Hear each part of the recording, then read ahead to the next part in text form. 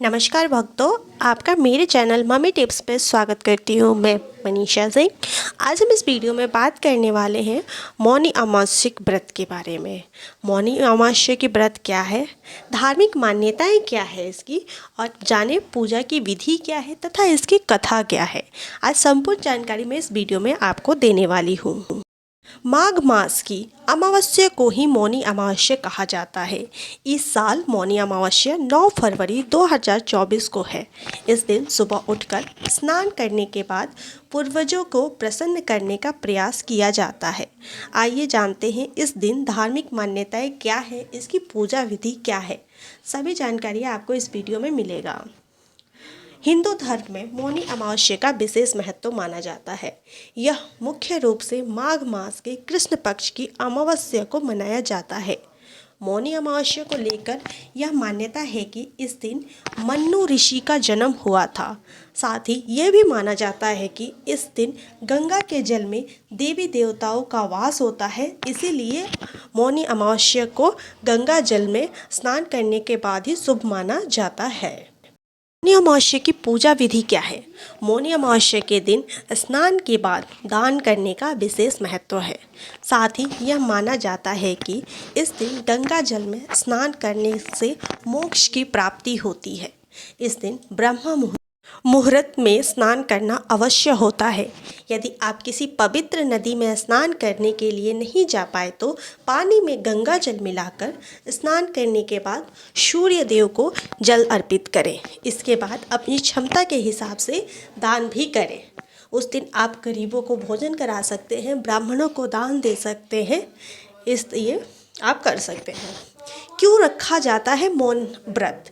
इस व्रत में मौनी अमावस्या नाम से ही जैसे आपको पता चल रहा है, इस व्रत में आपको मौन व्रत भी रखना होता है। मौनी अमावस्या के दिन लोग मौन रहकर पूरा दिन बिताते हैं। शास्त्रों के अनुसार ये चंद्रमा को मन में देवता माना गया है और अमावस्या के समय चंद्रमा के दर्शन नहीं होते हैं, जिसके चलते मनुष्य के मन की स्थिति बिगड़ने लगती है। इसीलिए मौनी अमावस्या के दिन चुप रहकर यानी मौन धारण करके मन की स्थिति को संभालने की कोशिश की जाती है और मन में ईश्वर की जाप करके दान का पुण्य प्राप्त किया जाता है।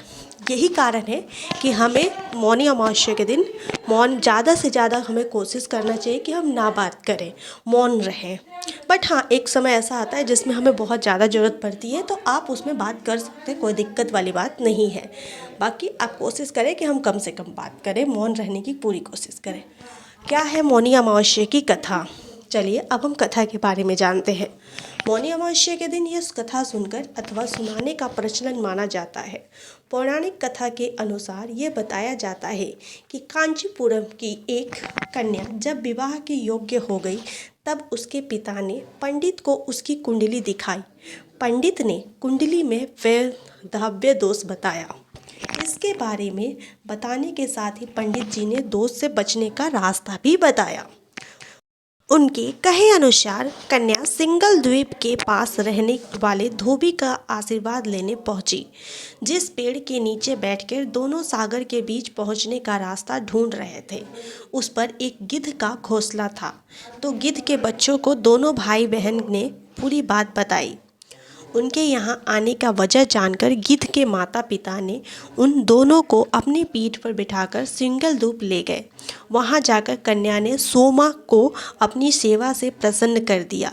जब सोमा को उसके वैधव्य दोष के बारे में पता चला तो उसने अपना सिंदूर दान कर अखंड सौभाग्यवती का वरदान दिया। जिस दिन उस कन्या के विवाह हुआ वो मौनी अमावस्या का दिन था। तभी से मौनी अमावस्या का महाव्रत की शुरुआत हुई थी। तो ये कथा थी मौनी अमावस्या को। आपका कैसा लगा कमेंट में ज़रूर बताएं। साथ ही मेरे चैनल मम्मी टिप्स को लाइक शेयर सब्सक्राइब करें ताकि मुझे भी मोटिवेशन मिले और मैं हर रोज़ एक इन्फॉर्मेटिव वीडियो आपके लिए ला सकूं। तब तक के लिए चैनल को यही वीडियो को विराम देते हैं। चैनल को लाइक करें, शेयर करें, सब्सक्राइब करें और अपना प्यार ज़रूर दें। तब तक के लिए धन्यवाद। नमस्कार।